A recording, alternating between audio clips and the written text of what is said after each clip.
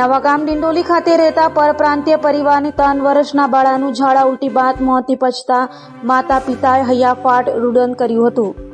સુરતમાં છેલ્લા ઘણા સમયથી માસૂમોના મોતને લઈને લોકોની સાથે તબીબી આલમમાં પણ ચિંતાનો માહોલ જોવા મળી રહ્યો છે।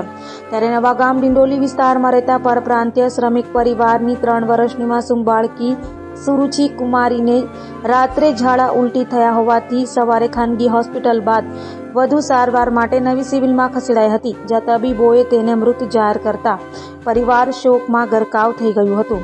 તો માતા પિતાના હૈયાફાટ રુદનથી સિવિલમાં ગમગીની છવાઈ ગઈ હતી।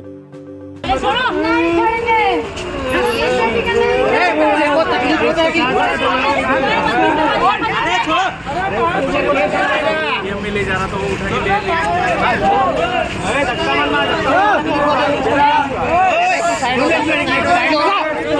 उसको समझा जैसे तो समझा। अरे वो मर गई है बच्ची, इसकी हालत देख, क्या कर रहे हो आप लोग।